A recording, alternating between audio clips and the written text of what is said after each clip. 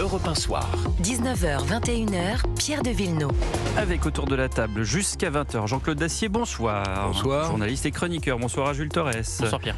Journaliste politique au Journal du Dimanche. Et notre invité politique Henri Guenaud, bonsoir. Bonsoir. Merci d'être avec nous et merci d'être fidèle à Europe 1 Soir.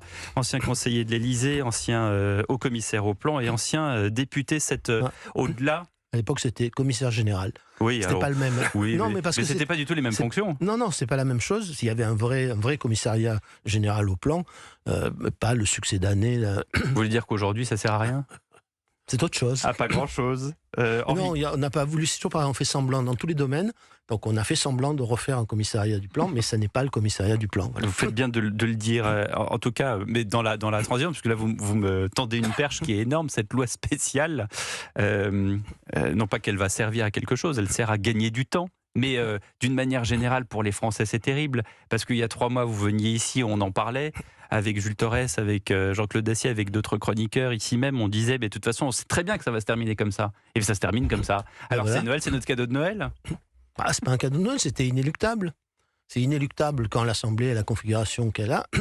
On a vu, ça s'est passé de cette façon l'année dernière, puisque après le 49-3 de Michel Barnier, le gouvernement est tombé et le budget n'a pas été adopté. Il a donc fallu faire une loi spéciale. Voilà. Ce qui prouve d'ailleurs qu'il y a beaucoup de ressources dans la Ve République, malgré tout, parce cette loi est absolument indispensable pour assurer la continuité de l'État. Voilà, il y a de la ressource dans la République, et puis il y a de la ressource aussi chez les députés, en tout cas certains députés, parce que, c'est-à-dire, en attendant, le feuilleton, il a continué. C'est un peu comme Dallas ou Dynasty ou les feuilletons que vous voulez. C'est-à-dire que c'est une série Netflix, c'est-à-dire qu'il y a des personnages, ils jouent un rôle, ils s'indignent, ils s'invectivent. Il y a eu combien ? 1800 amendements sur le projet de loi de finances, au moins. Bon, voilà. Donc en fait, on a travaillé pour rien.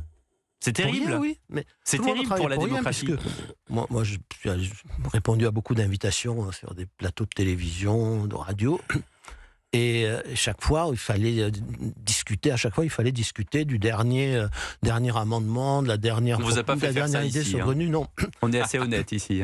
Non, mais sur d'autres plateaux. Sur d'autres plateaux, y compris du même groupe, j'y suis allé, mais c'est pas malhonnête, c'est juste que c'était l'actualité du jour, sauf que ces débats et ces commentaires ne servaient pas à grand-chose, puisqu'on savait que à la fin, tout ça, il ne resterait de tout ça pratiquement rien. Voilà.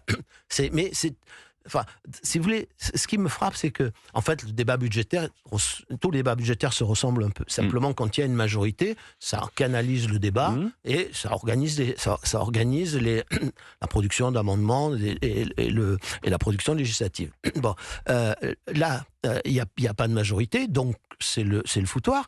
Et on n'a jamais, je crois, sauf peut-être l'année dernière, autant diriger les caméras, les regards, les pensées vers ce qui se passait au Parlement dans cette période-là. C'est-à-dire, dans la pire période, on le regarde comme on ne l'a jamais regardé. Donc on se rend compte que c'est effectivement un grand théâtre d'ombre, de plus en plus, où les politiciens s'agitent, essaient de se faire remarquer.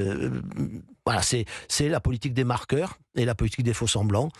Simplement, avant, on le voyait moins. Mais vous avez raison. Vous avez raison de dire que le carriérisme continue. C'est-à-dire que les députés continuent à entretenir leur carrière politique. Jean-Claude Dacier. Je ne vais pas les défendre, mais ils ont quand même réussi à voter le budget qui est non négligeable de la sécurité sociale, avec tout ce qu'il y a autour. Bon, mais refermons cette courte parenthèse. Est-ce qu'on aura vraiment besoin d'un budget ou au fond, ça nous contraindra à faire des économies, ou est-ce qu'il nous faut un budget en janvier ? Non, il nous faut un budget. En janvier ou en février. L'année dernière, c'était en février. Non, il en faut. On ne peut pas rester avec la loi spéciale qui ne fait que reproduire ce qu'on appelait jadis les services votés, c'est-à-dire ce qui a été voté l'année dernière, plus avec quelques amendements qui sont absolument indispensables.